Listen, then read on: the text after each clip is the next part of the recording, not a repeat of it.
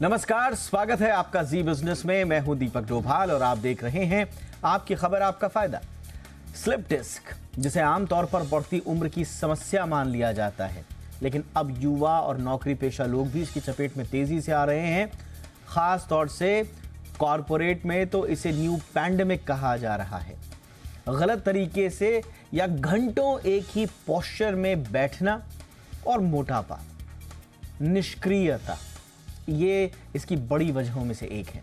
ऐसे में आज हम इसी पर चर्चा करेंगे, समझेंगे कि क्या है स्लिप डिस्क, खासतौर से सिटिंग जॉब से जुड़ी नौकरी पेशा लोगों में ये समस्या कितनी घातक हो सकती है, इसके लक्षण क्या हैं, क्या इससे बचा जा सकता है, एक बार ये हो गया तो फिर क्या इसकी स्थिति होती है। बहुत ही खास मेहमान हमारे साथ आज होंगे, लेकिन आप पहले देखिए ये रिपोर्ट।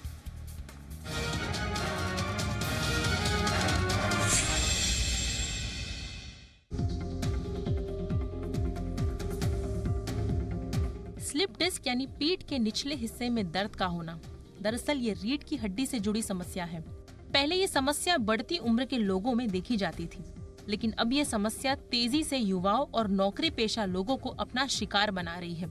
खासकर सिटिंग जॉब्स वालों में ये समस्या ज्यादा देखने को मिल रही है। व्यस्त जीवन शैली, गलत तरीके से उठने बैठने की आदत, मोबाइल, टैब या लैपटॉप पर अधिक समय तक बैठना स्लिप डिस्क की एक बड़ी वजह है। साथ ही मोटापा, ज्यादा देर तक ड्राइविंग करना, क्षमता से अधिक वजन उठाने से भी स्लिप डिस्क की समस्या हो सकती है। पहले समझते हैं कि आखिर क्या है स्लिप डिस्क। दरअसल हमारी रीढ़ की हड्डी में कुल 33 हड्डियां होती हैं। इन्हें बेस देने के लिए छोटी गद्देदार डिस्क रहती है। ये डिस्क रबड़ की तरह होती है, जो हमारी रीढ़ की हड्डी को झटकों से बचाती है और उसे लचीला रखने में मदद करती है। अगर इस डिस्क में किसी वजह से सूजन आ जाती है या ये टूट जाती है तो उन्हें स्लिप डिस्क कहा जाता है। आमतौर पर इसका असर पीठ के निचले हिस्से में देखने को मिलता है। खासकर cervical disc slip, lumbar disc slip और थोरैसिक डिस्क स्लिप की शिकायत सबसे ज्यादा पाई जाती है। इसके लक्षण की बात करें तो अगर कमर के बीच में निचले हिस्से में दर्द या फिर रीढ़ की हड्डी में दर्द होता है। इसके अलावा पैर और कूल्हों के आसपास सुन्न होना, झुकने या चलने में दर्द होना, यूरिन पास करने में दिक्कत होना भी स्लिप डिस्क के लक्षण हो सकते हैं। कई बार इसकी वजह से गर्दन में चुभने जैसा दर्द होता है। इसके अलावा कंधों और हाथों में दर्द या हाथों की मांसपेशियों में कमजोरी भी इसके लक्षण हो सकते हैं। ऐसे में इन लक्षणों को बिल्कुल इग्नोर नहीं करना चाहिए। अगर इस तरह का कोई दर्द महसूस होता हो तो डॉक्टर को दिखाना चाहिए।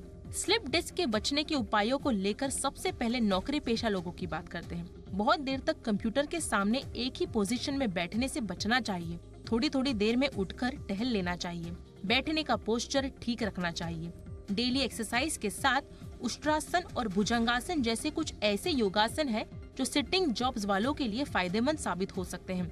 वहीं इसके खतरे को कम करने के लिए देर तक ड्राइविंग करने से बचना, बॉडी के वजन को कम रखना, क्षमता से अधिक वजन उठाने से बचना जरूरी है। ये ध्यान रहे कि कोई भी योग या एक्सरसाइज करने से पहले फिटनेस एक्सपर्ट की सलाह जरूर लें। ये एहतियात अगर बरतते हैं तो स्लिप डिस्क की समस्या आपसे दूर ही रहेगी। ब्यूरो रिपोर्ट, जी मीडिया। बहुत ही खास मेहमानों का पैनल आज इस वक्त हमारे साथ जुड़ रहा है। हमारे साथ हैं डॉक्टर अंकुर नंदा, स्पाइन सर्जन हैं ISIC यानी कि इंडियन स्पाइन इंजरी सेंटर में। बहुत बहुत स्वागत है डॉक्टर नंदा आपका हमारे शो पर। हमारे साथ हैं doctor Neeraj Mishra, joint replacement surgeon हैं KJ सोमैया हॉस्पिटल में। डॉक्टर मिश्रा, बहुत बहुत स्वागत है आपका हमारे शो पर। और हमारे साथ हैं वंदना गुप्ता जी, जानी मानी योग एक्सपर्ट हैं। वंदना जी, आपका भी बहुत बहुत स्वागत है। मैं चर्चा की शुरुआत डॉक्टर नंदा आपसे कर रहा हूँ। सर, ये हम सुनते थे और बड़ा स्कैरी लगता था, कोई कहता था कि हमें स्लिप डिस्क का इशू हो गया है, और ख़ास तौर से हम देखते थे कि जो उम्र दराज लोग होते हैं उनमें बड़ा ये कॉमन था, लेकिन और यंगस्टर्स में भी होता था। तो शायद कोई ऐसी कोई एक्सीडेंट हो गया, कोई इस तरह का आघात आपकी रीढ़ पर पड़ा है, तो उस तरह के केसेस आते थे। अब बड़ा कॉमनली हम इसे सुन रहे हैं। सर, कितनी सच्चाई है इस बात में कि ये कॉर्पोरेट पैंडेमिक की तरह बढ़ रहा है? नमस्कार दीपक जी, बहुत बहुत धन्यवाद मुझे यहाँ आमंत्रित करने के लिए। स्वागत। जैसे कि आपने कहा कि आजकल कमर दर्द और स्लिप डिस्क की जो तकलीफ है वो काफ़ी बढ़ गई है, एक पैंडेमिक की तरह बढ़ रही है, और इसमें काफ़ी हद तक सच्चाई है। हमारा जो जीवन शैली है, हमारा जो बैठने का समय है कंप्यूटर्स पे और स्पेशली मोबाइल में स्मॉल स्क्रीन्स में जो हम काम करते हैं, उससे हमारे कमर दर्द और गर्दन दर्द का काफ़ी होने का चांस रहता है। पर एक बात ये भी मैं इसमें ऐड करना चाहूँगा कि देखिए स्लिप डिस्क की प्रॉब्लम्स बढ़ रही हैं, कमर दर्द की प्रॉब्लम्स बढ़ रही हैं, पर इसके साथ साथ जो इसका सल्यूशन है वो भी बहुत सरल है। 90% लोगों में कोई घबराने वाली बात नहीं है, तो इसके ऊपर और चर्चा करना चाहूँगा आज। ये आपने बड़ी अच्छी बात बोली कि इसका जितनी तेजी से इसका प्रसार हुआ है दर्द का और इस तरह की इंजरीज का, उतने ही ज़्यादा अब इसके इलाज भी सुलभ हैं। मैं आऊँगा उस पर आगे कि किस तरह के इलाज हैं और किस तरह के केसेस में आदमी को इंसान डरने की आवश्यकता नहीं है। लेकिन डॉक्टर मिश्रा, ये हमारी गलती से हो रहा है या जिस तरह की हमारी अब जीवन शैली हो गई है, अब उसमें ये ऑब्वियस सा हो गया है, स्वाभाविक सा हो गया है कि जीवन शैली ही ऐसी है तो इस तरह के रिस्क तो आएंगे ही आएंगे। क्या कहेंगे सर स्लिप डिस्क को लेकर खास तौर से?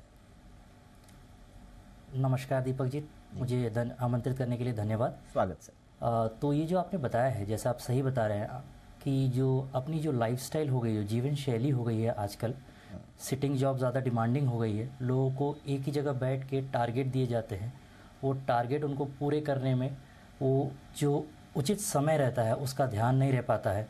वो काम करते करते वो जो जितना उन्होंने करना चाहिए उससे ज़्यादा कर जाते हैं। उसका भुगतान के स्वरूप हमारे स्पाइन को ये रिज़ल्ट दिखता है कि उसमें जो PIVD प्रोलैप्स डिस्क बोलते हैं जिसको, उसके कंडीशंस बढ़ गई है आजकल लोगों में, स्पेसिफिकली यंग लोगों में।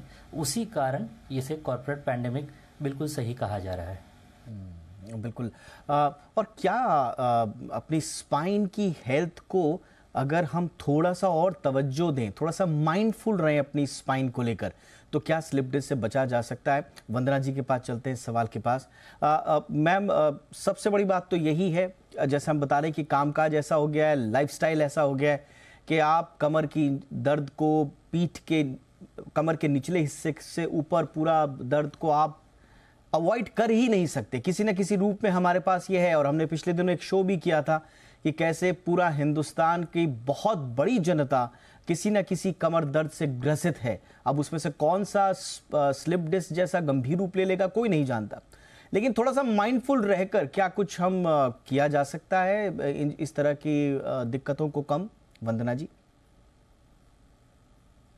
जी बिल्कुल किया जा सकता है। थोड़ा सा माइंडफुल रहना, जैसे आपने कहा कि इसको अवॉइड तो हम नहीं कर सकते कंप्लीटली। इस समय भी पता नहीं कितने लोग हमारा ये शो शायद मोबाइल स्क्रीन पर देख रहे होंगे या किसी छोटी स्क्रीन पर देख रहे होंगे, या सिर्फ एक तरफ बैठ के ठीक तरह के पोस्चर में नहीं देख रहे होंगे, जो भी स्लिप डिस्क का एक कारण हो सकता है। तो इसको माइंडफुल रह के डेफिनेटली आप इससे बचा जा सकता है, आप अवॉइड कर सकते हैं स्लिप डिस्क या किसी भी तरह की सीवियर स्लिप डिस्क होने से। थोड़ा बड़ा पेन आना और उसके फिर हम लोग उपाय कर लेते हैं तो उससे हम वैसे भी बच सकते हैं। तो जैसे कि हम बहुत लंबे समय के लिए अगर बैठ रहे हो या बहुत लंबे समय के लिए अगर हम खड़े भी रहते हैं एक ही पोजीशन में, तो कभी कभी हमारे लोअर बैक में और हमारे हिप्स में पेन का इशू बन जाता है, जिसकी वजह से भी डिस्क हर्निएशन या डिस्क बल्ज या फिर स्लिप डिस्क का इशू आ जाता है। तो हमें थोड़ा माइंडफुल रहना है कि अपने काम करते करते सिर्फ अपने लिए थोड़ा सा समय निकालना है। ज़्यादा लंबे बैठे हैं तो थोड़ा खड़े होकर स्ट्रेचिंग कर ली। थोड़े पोस्चर हैं योगा में, कुछ ऐसे आसन हैं जो बहुत इजीली आप कभी भी कहीं भी कर सकते हैं। आज मैं डेफिनेटली उनको बताऊंगी भी, जो मैट पे करने वाले हैं, और अगर आप डेस्क पे लंबे समय बैठते हैं तो आप डेस्क पे भी क्या कर सकते हैं। बट यस, माइंडफुल रहना इज द ओनली की, जिससे आप स्लिप डिस्क जैसी समस्या को अवॉइड कर सकते हैं कंप्लीटली। Absolutely ma'am. और अगले हिस्से में मैं चाहूंगा कि आप डिमॉन्स्ट्रेट करके प्लीज हमारे दर्शकों को बताएं, लेकिन फटाफट से जो बेसिक सवाल है उनको ले लेते हैं। डॉक्टर नंदा, मैं आपके पास फिर आ रहा हूं। कैसे पता करें कि ये एक सामान्य कमर दर्द का दर्द है, ये सामान्य एक मस्कुलर स्पैज्म है, या डिहाइड्रेशन की वजह से हो गया है, या ये स्लिप डिस्क की ओर इशारा कर रहा है? कैसे फर्क करें उस दर्द में? दीपक जी, मुझे लगता है कि ये आज का एक बहुत ही महत्वपूर्ण सवाल है। तो हमारे दर्शकों को ये समझना है कि सभी कमर दर्द जो हैं वो स्लिप डिस्क नहीं है। 90% कमर दर्द नॉर्मल हमारे मसल्स के पेन है, हमारे खराब बैठने की वजह से, कसरत ना करने की वजह से, वजन ज़्यादा होने की वजह से। तो वो कौन से दर्द है जिनके लिए हमें चिंतित होना है? देखिए, कोई भी ऐसा दर्द जो कमर में हो रहा है और उसके साथ साथ हमारी एक टांग में जा रहा है, चाहे वो कूले के रास्ते से होते हुए जांघ में और जांघ से पिंडली में जा रहा हो, या फिर साथ में अगर आपको पैरों में किसी भी तरह की झंझनाहट या चींटियां चल रही हो ऐसा लग रहा है, या शूटिंग पेन जिसको कि हम शैटिका कहते हैं लेग में, वो आ रहा है, तो ये चिंताजनक कमर दर्द और शैटिका का पेन है।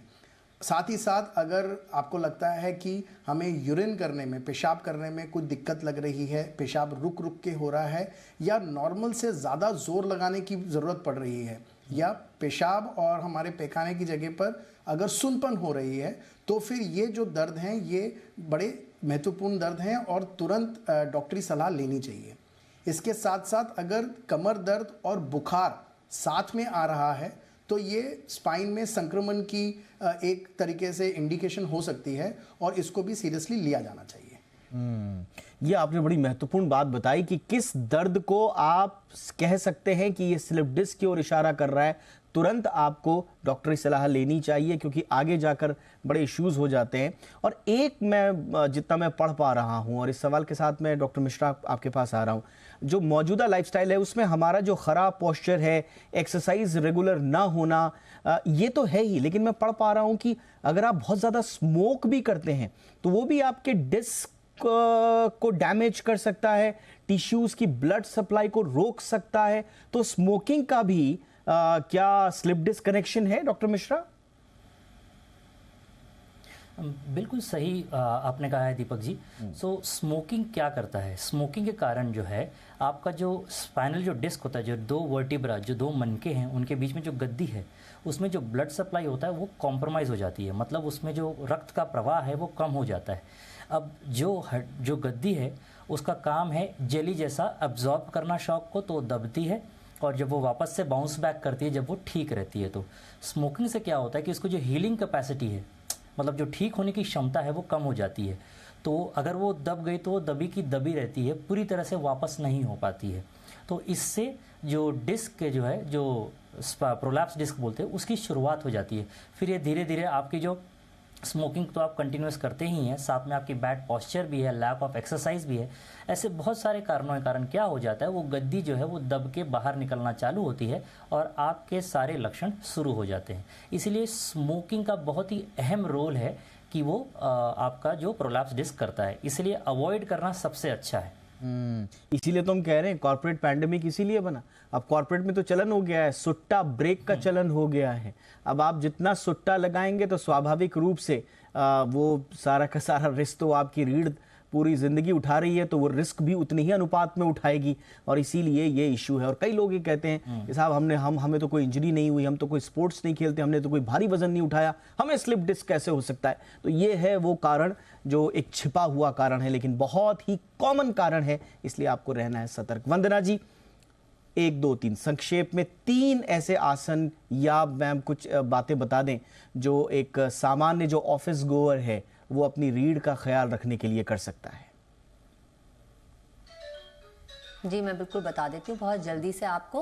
एक तो ये कि अगर कोई भी आसन आप या किसी भी तरह की रेगुलर एक्सरसाइज या प्रैक्टिस आप करने वाले हैं और आपको ऑलरेडी सिम्टम्स हैं, तो पहले प्लीज डॉक्टर की सलाह ले लें कि ये सीवियर नहीं है, क्योंकि कभी कभी सीवियर तौर पे अगर किस तरह की प्रॉब्लम होती है तो डॉक्टर पहले बेड रेस्ट बताते हैं। So make sure you are not hitting the gym और योगा में डायरेक्टली। तो आप एक बार देख लें, माइल्ड है, मीडियोकर है, तो आप आराम से इन आसन को कर सकते हैं। या फिर अगर नहीं है तो इसको आपको कभी भी ना हो, इसके लिए आपकी बैक को स्ट्रॉन्ग, स्पाइनल कॉर्ड को स्ट्रॉन्ग बनाए रखने के लिए ये आसन आप कर सकते हो। तो पहले कुछ ऐसे आसन बता रही हूँ जो बैठकर कहीं भी किए जा सकते हैं, जैसे कि कैट एंड काउ एक पोस्चर हम करते हैं योगा में, तो वह बैठ के कैसे कर सकते हैं। अगर आप चेयर पर बैठे हो तो अपने स्पाइनल कॉर्ड को सीधा रख के बैठ जाए और जब इनहेल करते हैं तो मेक श्योर एक बड़ा सा आर्च आप बना रहे हैं। आपके लोअर बैक में तो ऑलरेडी आर्च होता है, आपके अपर बैक और मिडिल बैक में भी एक आप आर्च बना रहे हैं। सो ओपन करेंगे अपने चेस्ट को जितना ज्यादा हो सकता है और अपने चिन को थोड़ा ऊपर की तरफ लेकर जाएंगे और एक्सेल करते हुए आपको हंच बनाना है और इस तरह से पूरा नीचे की तरफ झुक जाना है।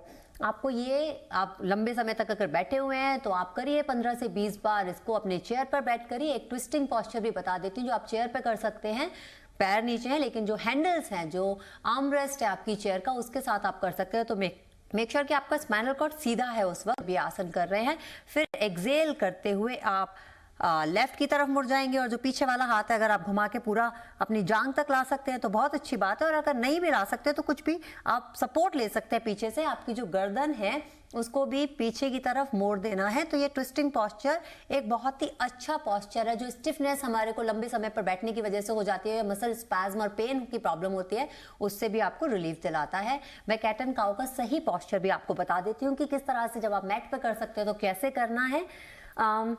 इस तरह से अपने ऑल फोर्स पर आ जाए। मेक श्योर आपकी रिस्ट जो है वो कंधे की सीट में हो और आपकी नीज जो है वो हिप्स की सीट में हो। इनहेल करते हुए आपको सबसे पहले अपने पेल्विक स्पाइन को ऊपर की तरफ मोड़ना है, पेल्विक फ्लोर को ऊपर की तरफ मोड़ना है। फिर अपनी स्पाइनल कॉर्ड को नीचे की तरफ, चेस्ट को सामने की तरफ खोलते हुए चिन ऊपर ले जाएंगे, और एक्सहेल करते हुए सबसे पहले पेल्विक, फिर स्पाइन को ऊपर करेंगे और चिन को अपने चेस्ट से लगा देंगे। इस तरह से अगर आप 15 बार डेली प्रैक्टिस करते हैं तो जो आपकी स्पाइन की लचक है वो बनी रहती है, और जो आप लंबे समय तक बैठने की वजह से स्टिफनेस महसूस होती है वो भी कम होती है, और जो वर्टिब्रे हैं हमारे स्पाइन के वो भी अपने स्थान पर अच्छी तरह से रहते हैं। मैं एक और आसन आपको बता देती हूँ, सबने सुना भी होगा भुजंग आसन, लेकिन भुजंग आसन करने का सही तरीका क्या है। अगर आपको अपने स्पाइन को स्ट्रॉन्ग बनाए भी रखना है और ऑलरेडी पेन है तो कैसे करना है, तो दोनों पैरों को साथ में नहीं रखेंगे। दोनों पैरों के बीच में आप गैप बनाइए, मैट के जितना मैट विड्थ है उतना। अपने हाथों को चेस्ट के इर्द गिर्द रखेंगे। इनहेल करते हुए रोल करेंगे शोल्डर्स को पीछे की तरफ और ऊपर पूरा आ जाएंगे। फिर आपको एक तरफ से अपने कंधे के ऊपर से देखते हुए अपनी अपोजिट हील को देखना है। यहाँ रुकना है आपको कुछ ब्रेथ के लिए, फिर इनहेल करके सामने आना है, और एग्जैक्टली सेम थिंग एक्सहेल करते हुए दूसरी तरफ से करनी है। इनहेल करते हुए सामने आना है और एक्सहेल करते हुए वर्टिब्रे बाय वर्टिब्रे आपको नीचे की तरफ जाना है। इस तरह से आपको आसन करना है ये। फिर आप एक तरफ मुड़ के भी ऊपर आ सकते हैं, या फिर जिस तरह मैंने ये आसन रिलीज किया है आप वैसे भी कर सकते हैं। अगर आप इस तरह से डायनेमिकली भी करना चाहें, जो भुजंग आसन मैंने अभी किया है इसको हम स्ट्राइकिंग कोबरा या रिवॉल्विंग कोबरा भी बोलते हैं, तो आप वो डायनेमिकली भी कर सकते हैं कि आप बहुत देर तक एक पर्टिकुलर पोजीशन में रुके ना, थोड़ी एक ब्रेथ के लिए रुकें, सामने आए, दूसरी तरफ करें, and then do it couple of times. इस तरह से भी प्रैक्टिस कर सकते हैं। एक सिर्फ बैठने का आसन है जिसको हम कहते हैं मत्स्येंद्र आसन। उसको करने के लिए अपने दोनों पैरों को ऐसे रख लीजिए। फिर आपकी जो लेफ्ट हील है उसे राइट कूल्हे के पास लाएंगे, और जो राइट आपका फुट है उसको अपने लेफ्ट नी के सामने रख देंगे। पीछे जो राइट वाला हैंड है उसको पीछे रखेंगे। इस तरह से सपोर्ट ले लीजिए जिससे कि आप पीछे की तरफ झुक नहीं रहे हैं, आपके एक्स्ट्रा हंच नहीं बन रहा है या स्पेशल कर्व नहीं आ रहा है। सिर्फ सीधा रखना है स्पाइनल कॉर्ड को। दूसरे हाथ से अपने लेफ्ट हैंड से बेसिकली अपने राइट नी को पुश करना है। आपको आपके स्टमक में भी, आपके एब्डोमेन रीजन में भी फील होगा वो ट्विस्ट सा, लेकिन मेक श्योर इस समय आपका ध्यान ज्यादातर स्पाइनल कॉर्ड की तरफ है और फिर पीछे की तरफ देखना है। तो जो वर्टिब्रे इस तरह से ट्विस्ट हो रहे हैं उससे भी आपको बिल्कुल वंदना जी, हम इसको कंटिन्यू करेंगे और वंदना जी से और भी हम टिप्स लेंगे। हमारे दोनों डॉक्टर्स भी हमारे साथ हैं, उनसे भी हम समझेंगे कि आप अपनी स्पाइनल हेल्थ के लिए और क्या कर सकते हैं। तो स्लिप डिस्क का लगातार जो रिस्क बढ़ रहा है उसी पर आज हम कर रहे हैं चर्चा। पहली राउंड में कम से कम एक आश्वस्त करने वाली बात यह कि अगर रिस्क बढ़ रहा है तो घबराने की उतनी आवश्यकता नहीं, क्योंकि उसका इलाज भी उतना ही सुलभ होता जा रहा है। और हमारे तीनों मेहमानों ने अपने अपने तरीके से कैसे स्लिप डिस्क से बचा जा सकता है और ओवरऑल स्पाइनल हेल्थ को कैसे दुरुस्त रखना है इस पर बातचीत की। अब मैं थोड़ा सा आऊँगा, जो कुछ स्पेसिफिक क्वेश्चंस हमारे बहुत सारे दर्शकों के भी थे डॉक्टर नंदा, और उसमें सबसे ज़्यादा जो प्रचलित सवाल है वो ये है कि जो नमनेस हो जाती है ऑफिस में बैठे बैठे, अक्सर बैठे बैठे घरों में उठते बैठते, ये सुन्नपन, क्या ये लक्षण है स्लिप डिस्क का? दीपक जी देखिए, सुनपन जो है वो स्लिप डिस्क के कारण भी हो सकती है। और ये एक सामान्य प्रेशर न्यूरोपैथी, मतलब कि दबाव पड़ने के कारण जो नस पे असर पड़ता है उसकी वजह से भी हो सकती है। सुनपन होना जब हम लंबे समय से बैठे हैं ज़रूरी नहीं है कि स्लिप डिस्क हो। कई बार हमारे शरीर में विटामिन B12 की कमी होती है। ज़्यादातर जो हमारे शाकाहारी दोस्त हैं उनमें ये विटामिन B12 की डेफिशिएंसी ज़्यादा देखी जाती है, क्योंकि वेजिटेरियन फूड में थोड़ा B12 की कमी रहती है। अगर आपको बैठे बैठे बार बार पैरों में सुनपन हो रहा है तो हो सकता है कि विटामिन B12 की डिफिशियंसी हो, और स्लिप डिस्क की भी चांस है। पर स्लिप डिस्क जो है वो ज़्यादा चलने से जो सुनपन आता है या खड़े रहने से सुनपन आता है वो ज़्यादा होता है। यहीं पर दीपक जी एक बात भी कहना चाहूँगा कि आजकल हमारे मेडिकल सर्कल्स में हम कहते हैं कि बैठना जो है वो नए धूम्रपान की तरह है। Sitting is the new smoking, क्योंकि बैठने से हमारी जो डिस्क के न्यूट्रिशन है वो इफ़ेक्ट होता है। इसलिए मेरी सबसे सलाह यह है कि एक समय में 45 मिनट से 1 घंटे से ज़्यादा एक ही पोजीशन या पोस्चर ना लें। सो मतलब कि अगर आप 45 मिनट 1 घंटे से बैठे हैं तो 5 मिनट के लिए आप खड़े हो जाएं, थोड़ा सा चल लें और फिर वापस आकर अपना काम करना शुरू करें। ये बड़ी इंपॉर्टेंट आपने बात बोली और बड़ी मिसाल भी आपने बड़ी माकूल दी है कि बैठना अब एक नया धूम्रपान है। संभवतः इससे लोग इस गंभीरता को समझेंगे। डॉक्टर मिश्रा, अब सवाल ये है कि अगर किसी को स्लिप डिस्क खुदा न खास्ता हो भी गया तो कितना खर्चीला इसका इलाज होता है, या कितना ये दुरूह बना देता है जीवन को? बहुत ज़्यादा दिक्कतें आती हैं या सामान्यतः अब इसका इलाज सुलभ है? जी दीपक जी, सवाल बहुत अच्छा है। स्लिप डिस्क होना मतलब ये नहीं है कोई बहुत बड़ी प्रॉब्लम होगी, क्योंकि कैसा है 80 to 85% स्लिप डिस्क जो हैं आपके सिर्फ और सिर्फ एक्सरसाइज और आपके जो हैबिट्स लाइफस्टाइल चेंजेस हैं, जैसे मान लीजिए आप रेपिटेटिव लंबा बैठते हैं या फिर पॉस्चरल चेंज है, थोड़ा ये आपने जो चीज़ें कर ली तो उसी से कंट्रोल हो जाती है। 80 to 85% बहुत बड़ा नंबर होता है ना। बाकी जो 15% आते हैं वो जब हमें समझ में आता है कि इनको दवाइयों और कसरत से फ़र्क नहीं पड़ रहा है तब कुछ आगे करना पड़ता है। और रही बात खर्चे की, जी हाँ, अगर ऑपरेशन आता है तो खर्चा होता है, पर अगर ऑपरेशन की नौबत नहीं आती है और तो फिर आपका ये मिनिमम जितना आप एक होटल में खाना खाना जाते हैं उतने में हो जाता है। तो कैसा रहता है कि जो एक्सरसाइज हैं वही आपको सवेरे आधा घंटा, मिनिमम आपको सवेरे आधा घंटा दे दीजिए खुद के शरीर को, उतना टाइम निकाल के। जी हाँ। थोड़ा आपका जो पॉस्चरल हैबिट चेंज है वो चेंज कर दीजिए। डाइट आपकी अच्छी रखिए, घर की बनाई हुई रखिए, हेल्दी खाना खाइए, आउटसाइड फास्ट फूड कम कर दीजिए। इतने ही बेसिक चेंजेस से ही आपका काफ़ी इम्प्रूवमेंट आ जाता है। बिल्कुल। और आपको वेट ही क्यों करना है ऐसी इस परिस्थिति के लिए, इसलिए पहले से तैयारी रखें, एक्टिव रहें और हेल्दी रहें। वंदना जी, जाते जाते बहुत संक्षेप में थोड़ा सा मैं आपसे प्राणायाम के बारे में भी समझना चाहूँगा। क्या स्पाइन की हेल्थ का सामान्य जो आपने आसन बताए उनके साथ साथ क्या प्राणायाम का भी असर पड़ता है?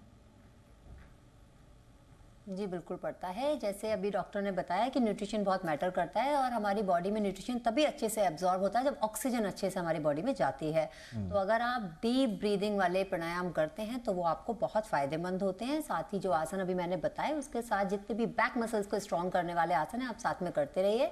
अगर आपको बैक का प्रॉब्लम है तो कपालभाति बिना सहारे के बैठे नहीं करना है अगर ऑलरेडी पेन हो रहा है तो क्योंकि कपालभाति एंड अनुलोम विलोम दो इस तरह की ब्रीदिंग टेक्निक्स या प्राणायाम है जो लोग अक्सर करते हैं, जिनको टीवी में देखकर या अलग तरीके से सीखते भी हैं। लेकिन ये आपको मेक श्योर करना है कि आप बाकी प्राणायाम तो करिए, लेकिन कपालभाति आपको या तो किसी सहारे के साथ बैठ के करना है या फिर लेट के पैर मोड़ के, जो कि आपके योगा इंस्ट्रक्टर या योगा टीचर जो भी है वो आपको जरूर समझाएंगे कि कैसे करना है अगर बैक में प्रॉब्लम है तो। बिल्कुल, ये बहुत इंपॉर्टेंट था कि क्या करना है आपको ये समझना तो ठीक है, लेकिन क्या नहीं करना है ये करना भी बहुत इंपॉर्टेंट था समझाना आपको।